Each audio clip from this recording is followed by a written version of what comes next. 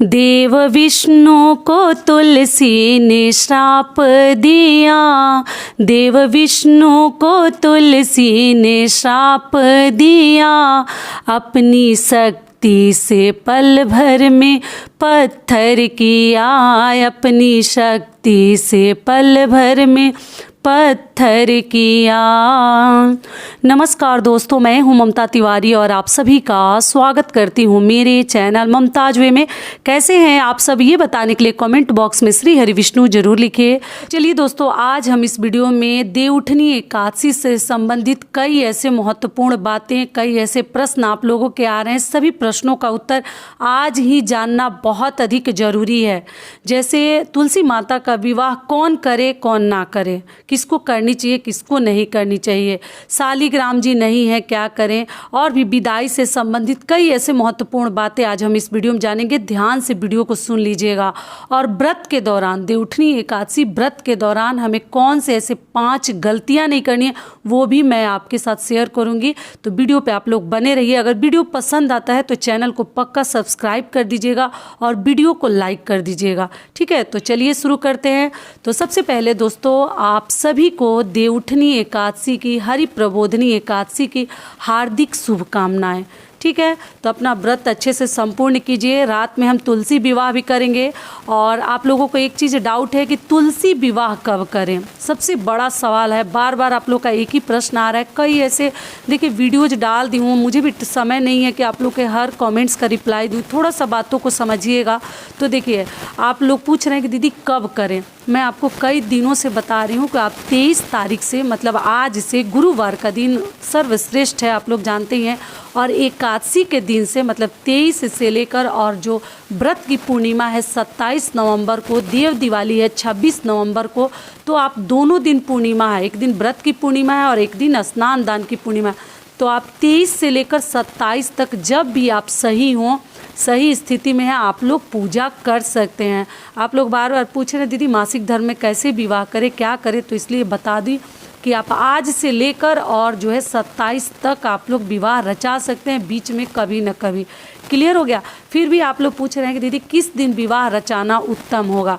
तो देखिए, एकादशी के दिन कई ऐसे राज्य हैं जो द्वादशी के दिन तुलसी माता को जैसे अनाज चढ़ाते हैं, तो इसलिए एकादशी के दिन नहीं चढ़ाते हैं, तो वो लोग द्वादशी के दिन पारण पूजा करते हैं, विवाह रचाते हैं, ठीक है।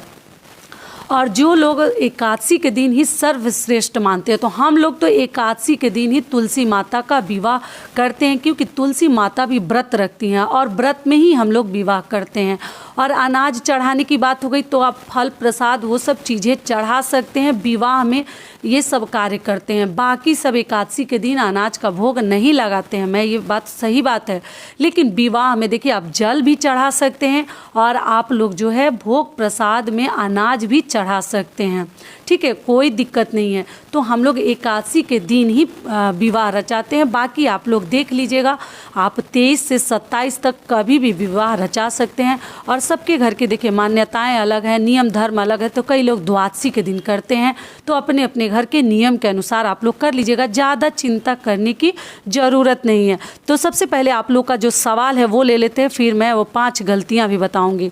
तो आप लोग के सवाल है कि दीदी शालिग्राम जी नहीं है तो विवाह कैसे रचाएं। तो देखिए, शालिग्राम जी नहीं है कोई दिक्कत नहीं है, कृष्ण जी का फ़ोटो ले लीजिए, नहीं है तो एक खरीद लीजिए, छोटा सा भी फ़ोटो अगर सुविधा है तो।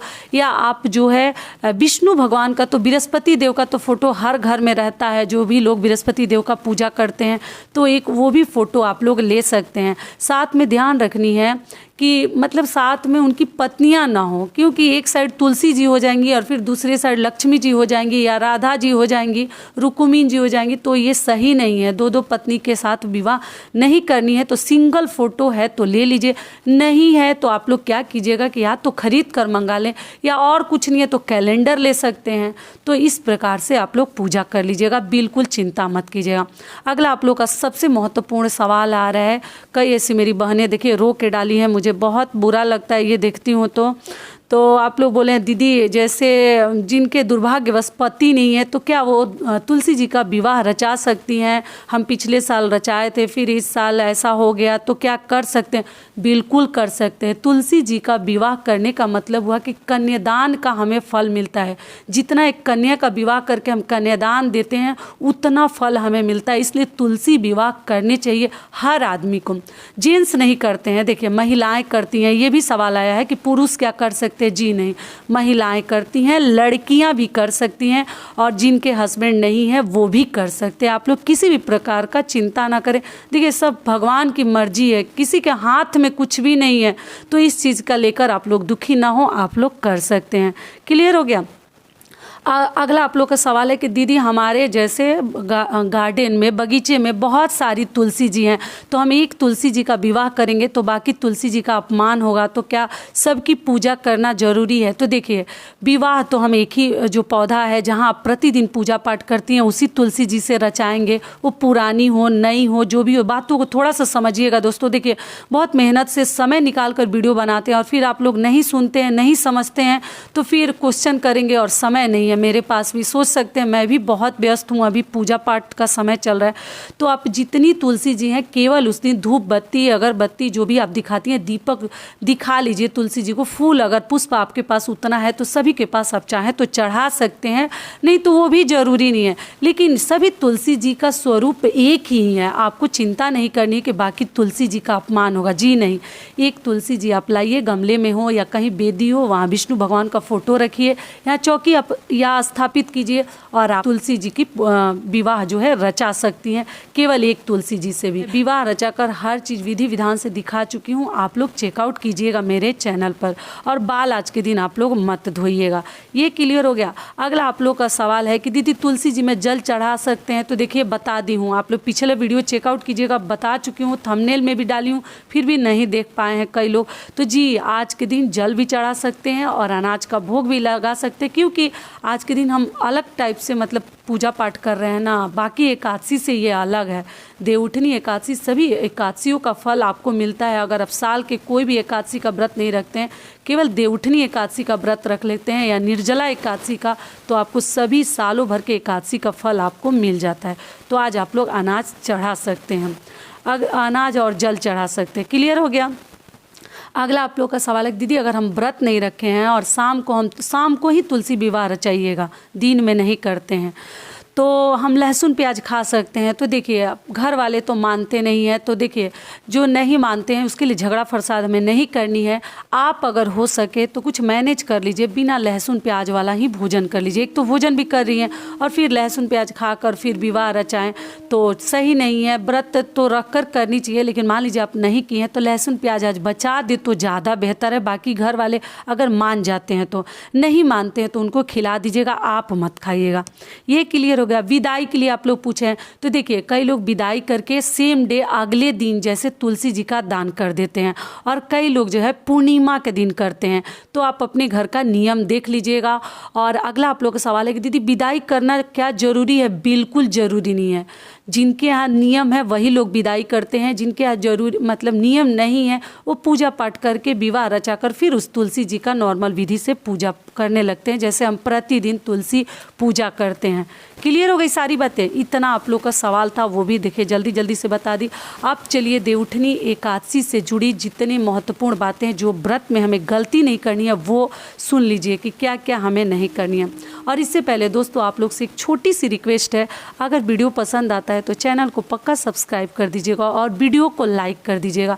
आपकी एक लाइक और सब्सक्राइब से हमें बहुत अधिक सुकून मिलता है, शांति मिलती है, तो ज़रूर आप लोग कीजिएगा और उससे पता चलता है कि आपको वीडियो पसंद आया। सबसे पहली गलती क्या है जो आपको ध्यान रखनी है, नहीं करनी है? व्रत के दौरान कभी किसी का बद्दुआ ना लें, किसी को कड़वा ना बोलें। आज के दिन तुलसी माता का विवाह है, देवउठनी एकादशी है, तो आज के दिन कोशिश करें कि किसी भी भिक्षुक भिखारी या बड़े सदस्य या बच्चे किसी के साथ कड़वा ना बोले व्रत के दौरान। दूसरा क्या है कि व्रत के दौरान अगर आज के दिन बच्चे जो व्रत नहीं भी रखे हैं लहसुन प्याज का सेवन ना करें, ठीक है। तीसरा क्या है कि किसी का अपमान ना करें। मान लीजिए कि मतलब अनजाने में भी हम किसी से झगड़ जाते हैं, किसी को कुछ बोल देते हैं, किसी को मतलब अपमान कर देते हैं, तो व्रत व्रत के दौरान ये सब कार्य अपना करें, क्योंकि व्रत का हमें संपूर्ण लाभ नहीं मिलता है। इस बात का ध्यान रखें, जहाँ सहने लायक है वहाँ जरूर सह जाइए। ये हो गया। और अगली बात क्या है जो आपको ध्यान रखनी है कि द्वादशी के पारण में कभी किसी का दूसरे का अनाज खाकर आपको पारण नहीं करनी चाहिए। इस बात का भी आप लोग ध्यान रखिएगा।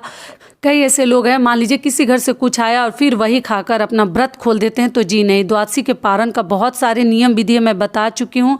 शुद्ध सात्विक भोजन करनी चाहिए, घी में बना हुआ, और दूसरे का अनाज आप लोग मत खाइएगा। पिछले वीडियो में पारण का शुभ मुहूर्त और सब कुछ बता चुकी हूँ, आप लोग चेकआउट कीजिएगा।